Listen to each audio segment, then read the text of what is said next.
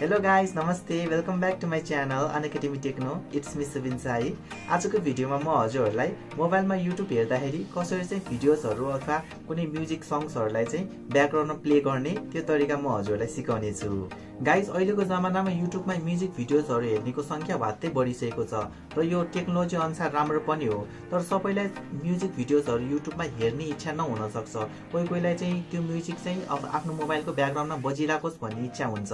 अब त्यो इच्छा चाहिँ म पूरा गर्छु तपाईहरुको लागि, किनकि यो भिडियोमा म हजुरहरुलाई YouTubeमा भिडियोजहरुलाई ब्याकग्राउन्डमा कसरी प्ले गर्ने त्यो तरिका सिकाउने छु र हजुरहरुलाई म यो भिडियोमा एक्स्ट्रा एउटा तरिका पनि सिकाउने छु जसको थ्रुबाट चाहिँ हजुरहरुले कुनै एउटा हजुरहरुले चाहिँ अब कोही साथीहरुसँग च्याट गरिराख्नु भएको छ भनेपछि अब तपाईहरुले छेउमा YouTube भिडियोजहरुलाई पनि प्ले गर्न सक्नुहुन्छ। यो चाहिँ तपाईहरुले चाहिँ अब अफिसको कामहरु गर्दाखेरि अथवा कुनै कोहीसँग च्याटिङ गर्दाखेरि अथवा कुनै एप्लिकेसनहरु चलाउँदाखेरि चाहिँ हजुरहरुले चाहिँ युज गर्न सक्नुहुन्छ यो मेथडलाई। सो गाइस, भिडियो सुरु गर्नुभन्दा अगाडि यदि हजुरहरु मेरो च्यानलमा नयाँ हुनुहुन्छ भने प्लिज मेरो च्यानललाई सब्स्क्राइब गरिदिनु होला र छेउमा रहेको बेल आइकनलाई पनि प्रेस गरिदिनु होला। सो अलिकति पनि ढिलो नगरी let's start the video.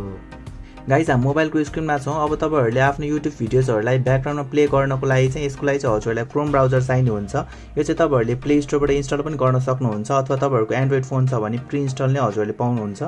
So अब तपाईहरुले चाहिँ यो हेर्नुस् त क्रोम ब्राउजर छ, यसमा तपाईहरुले चाहिँ सिम्पली यसरी टच गर्नु होला र हजुरले टच गरिसकेपछि यतातिर हजुरले चाहिँ यो जुन तपाईहरुको इन्टरफेस यस्तो देखिन्छ। त्यसपछि हजुरले हेर्नुस् त यो रेड कलरको जुन डट देख्नु भएको छ एरो, यसमा हजुरले यसरी सिम्पली क्लिक गर्नु होला र यसपछि हजुरले हेर्नुस् त यो डेस्कटप साइज भन्ने छ, यसमा हजुरले सिम्पली यसरी क्लिक गर्नु होला। सो यस्तो भइसकेपछि हजुरहरुको यो ब्राउजर चाहिँ तपाईहरुको पीसी मोडमा आउन थाल्छ। तपाईहरुको कम्प्युटरमा जस्तो हुन्छ त्यस्तै हजुरले मोबाइलमा पाउनुहुन्छ। अब यसपछि चाहिँ हजुरले चाहिँ यतातिर हेर्नुस् त यो सर्च बारमा गएर YouTube भनेर सर्च गर्नु होला। यसरी YouTube भनेर सर्च गर्नु होला र यसरी हजुरले यसरी क्लिक गर्नु होला। अब यसरी क्लिक गरिसकेपछि हजुरले हेर्नुस् त यस्तो इन्टरफेस पाउनुहुन्छ। अब यसमा चाहिँ हजुरले कुनै भिडियोजहरु म्युजिकहरु बजाउन सक्नुहुन्छ। म चाहिँ आफ्नै भिडियो प्ले गर्न गइरहेको छु, कपिराइट स्ट्राइक आउन सक्छ अरूको भिडियो प्ले गर्यो भने, त्यही भएर सो यसमा सर्चमा चाहिँ म मेरो भिडियो प्ले गर्न गइरहेको छु।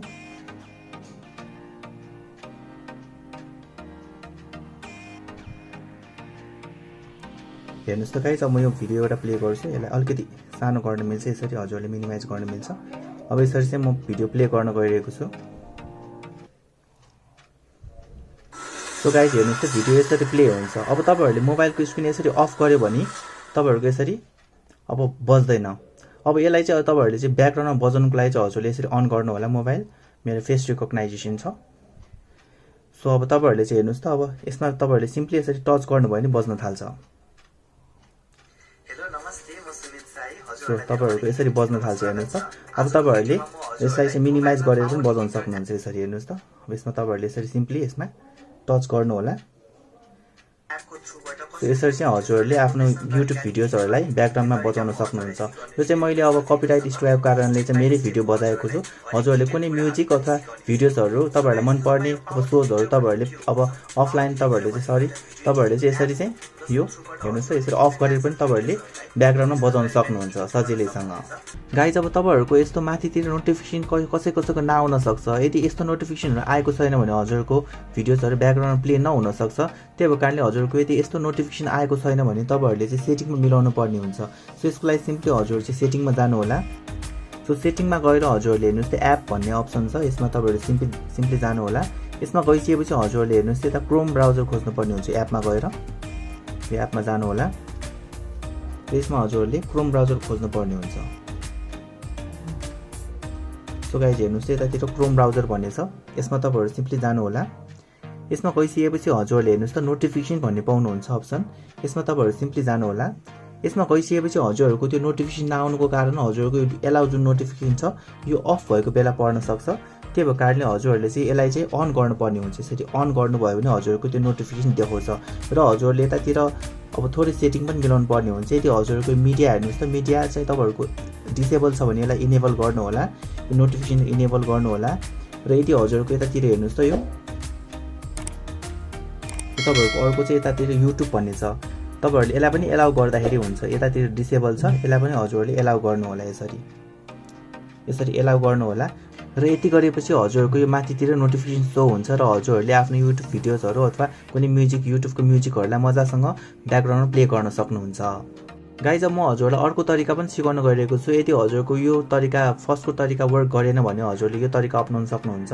यसको लागि चाहिँ हजुरहरूले हेर्नुहोस् त प्ले स्टोरमा जानुपर्ने हुन्छ। सिम्पली तपाईँहरू प्ले स्टोरमा जानु होला र हजुरहरूले यता सर्च बारमा चाहिँ लेख्नु होला फ्लोट ट्युब भनेर हेर्नुहोस् त माथि नै ब्लिङ्क भइसकेको छ। तपाईँहरूले यसलाई चाहिँ इन्स्टल गर्नुपर्ने हुन्छ। यसको इन्टरफेस यस्तो देखिन्छ हेर्नुहोस् त। तपाईँहरूको यसो ट्रायङ्गल जस्तो छ। यसलाई चाहिँ तपाईँहरूले यसरी क्लिक गर्नु होला। मेरोमा अलरेडी इन्स्टल भइसकेको छ। तपाईँहरूले चाहिँ यसलाई इन्स्टल गर्नु होला। यसको रेटिङ पनि राम्रै छ। तपाईँहरूले चाहिँ यो इन्स्टल गर्नु होला। अब यो इन्स्टल भइसकेपछि हजुरले यसरी ओपन गर्नु होला। यसको इन्टरफेस चाहिँ म हजुरलाई देखाइदिन्छु कस्तो देखिन्छ भनेर। हेर्नुहोस् त यसको इन्टरफेस यस्तो पाउनुहुन्छ हजुरले फ्लोट ट्युब भनेर। यसमा तपाईँहरूले सिम्पली क्लिक गर्नु होला। सो तपाईँहरूलाई यसो पर्मिसन माग्छ। सो पर्मिसनमा चाहिँ हजुरहरूले यसरी ओपन सेटिङमा जानु होला। ओपन सेटिङमा चाहिँ हजुरहरूले हेर्नुहोस् त ड्र ओभर अदर एप्स भनेको छ। यसमा हजुरले सिम्पली यसरी एलाउ गर्नु होला र ब्याक जानु होला। र ब्याक गइसकेपछि हजुरहरूकोमा एउटा एड आउँछ। यो एडलाई चाहिँ तपाईँहरूले स्किप गर्नुपर्ने हुन्छ। यसलाई चाहिँ तपाईँहरूले यसरी स्किप गरिदिनु होला र यस्तो तपाईँहरूले इन्टरफेस पाउनुहुन्छ। अब यो भनेको युट्युबकै एउटा एप हो। तपाईँहरूले चाहिँ अब यसमा चाहिँ हेर्नुहोस् त यसको लागि चाहिँ अब तपाईँहरूले कुनै पनि एउटा भिडियोहरू प्ले गर्नुभयो भने तपाईँहरूले चाहिँ यसमा चाहिँ अब फ्लोटिङमा राख्न सक्नुहुन्छ। अब जस्तै तपाईँहरूले सर्चमा जस्तै म मेरो भिडियो प्ले गर्छु। जस्तै पक्नुहोस् है।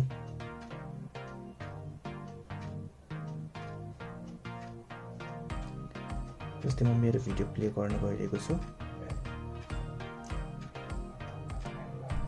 जस्तै हेर्नुहोस् त म एउटा भिडियो प्ले गर्छु मेरो भिडियो। सो गाइज हेर्नुहोस् त अब यसरी चाहिँ तपाईँहरूले चाहिँ प्ले गर्न सक्नुहुन्छ भिडियोजहरूलाई। अब तपाईँहरूले यसरी ब्याक जाँदा पनि तपाईँहरूले चाहिँ यो भिडियो चाहिँ यसरी साइडमा प्ले भइरहेको छ हेर्नुहोस् त। अब यसलाई तपाईँहरूले यसरी सार्न पनि मिल्छ। सार्नको लागि चाहिँ हजुरहरूले हेर्नुहोस् त तपाईँहरूले चाहिँ म यसलाई पज गर्छु। अब सार्नको लागि चाहिँ हजुरहरूले हेर्नुहोस् त यो गोरो जस्तो देखिरहेको छ अप्सन। यसलाई चाहिँ हजुरले यसरी छोएर यसरी तपाईँहरूले चाहिँ जहाँ मन लाग्छ त्यहाँ तपाईँहरूले यसरी सार्न सक्नुहुन्छ। र तपाईँहरूले यसलाई मिनिमाइज पनि गर्न सक्नुहुन्छ। हेर्नुहोस् त यदि फुल स्क्रिन हेर्ने भयो हो भने चाहिँ तपाईँहरूले चाहिँ यतातिर हेर्नुहोस् त यो 4वटा कुना देखाइरहेको छ। यसमा तपाईँहरूले क्लिक गर्नु होला। यदि तपाईँहरूलाई चाहिँ योभन्दा अलिकति ठुलो गर्नु छ भने चाहिँ तपाईँहरूले चाहिँ हेर्नुहोस् त यो बिचको थिच्न सक्नुहुन्छ। यसरी थिच्नु होला र तपाईँहरूको यो हेर्नुहोस् त ठुलो हुन्छ। सो तपाईँहरूले सानो ठुलो गर्न सक्नुहुन्छ यसलाई। र तपाईँहरूले अब युट्युब भिडियोजको तपाईँहरूले क्वालिटी पनि बढाउन सक्नुहुन्छ। क्वालिटी चाहिँ तपाईँहरूले कुन हाल्ने हेर्नुहोस् त डिफल्ट भिडियो क्वालिटी भनेर देखाएको छ। अब यसमा तपाईँहरूले यसमा क्लिक गरेर हजुरहरूले चाहिँ यसरी जस्तै म सार्छु हेर्नुहोस् त गाइस। अब तपाईँहरूले 1080p 720p 480p तपाईँहरूले कुन चाहिँ क्वालिटीमा भिडियो प्ले गर्ने तपाईँहरूले यसरी गर्न सक्नुहुन्छ। यदि तपाईँहरूले मोबाइल डाटा युज गरिराख्नु भएको छ यदि र तपाईँहरूले चाहिँ अब यो भिडियोजहरूलाई अब आफ्नो म्युजिकहरूलाई चाहिँ ब्याकग्राउन्डमा प्ले गरिराख्नु र डाटा चाहिँ धेरै खर्च नहोस् भन्न चाहनुहुन्छ भने हजुरले यसरी चाहिँ लोमा चाहिँ यसरी प्रेस गरेर तपाईँहरूले आफ्नो म्युजिक अथवा भिडियोजहरूलाई चाहिँ प्ले गर्न सक्नुहुन्छ। जसको कारणले हजुरको मोबाइल डाटा एकदमै लो कन्ज्युम हुन्छ। र तपाईँहरूले अब जस्तै त म 1080p नै राख्छु। जस्तै म यो प्ले गर्छु। अब यो प्ले गरेपछि चाहिँ हजुरहरूले चाहिँ हेर्नुहोस् त यसरी तपाईँहरूले जुनसुकै काम पनि गर्न सक्नुहुन्छ। अब तपाईँहरू साथीहरूसँग च्याट गर्ने कि अथवा कुनै एपहरू युज गर्ने कि अब तपाईँहरूले अब यस्तो मोबाइललाई अफ गर्दा पनि तपाईँहरूको यो प्ले भइरहेको छ हेर्नुहोस् त। तपाईँहरूले यसरी अन गर्दाखेरि पनि तपाईँहरूको फेस रेकग्नाइजेसन छ। सो हेर्नुहोस् त यसरी प्ले भइरहेको छ। सो गाइस यसरी नै तपाईँहरूले चाहिँ यो अर्को तरिका अपनाएर तपाईँहरूले आफ्नो भिडियोजहरूलाई ब्याकग्राउन्डमा सजिलैसँग प्ले गर्न सक्नुहुन्छ। भिडियो हेर्नुभयो हजुर। अब तपाईँहरूले पनि यही तरिका अपनाएर आफ्नो युट्युब भिडियोजहरूलाई ब्याकग्राउन्डमा प्ले गर्नु होला र सँगसँगै हजुरहरूले चाहिँ आफ्नो एक्स्ट्रा कामहरू पनि गर्न सक्नुहुन्छ। अब तपाईँहरूले चाहिँ युट्युबमा भिडियोजहरूलाई चाहिँ प्ले गरेर तपाईँहरूको मोबाइल चाहिँ अन गरेर छोडिराख्नुपर्छ भन्ने छैन। तपाईँहरूले मोबाइललाई अफ गरेर पनि हजुरहरूले चाहिँ त्यसलाई ब्याकग्राउन्डमा प्ले गर्न सक्नुहुन्छ र सँगसँगै हजुरले आफ्नो छुट्टै काम पनि गर्न सक्नुहुन्छ। सो गाइज आजको लागि यति नै हो। आई होप हजुरलाई मेरो भिडियो मन पर्यो। यस्तै नै नलेजेबल भिडियोजहरू म हजुरहरूको लागि आगामी दिनहरूमा ल्याइराख्नेछु। यदि भिडियो मन परे प्लिज लाइक शेयर कमेन्ट अनि मेरो च्यानललाई सब्सक्राइब पनि गरिदिनु होला। Thank you so much for watching guys. Love you all. Bye by.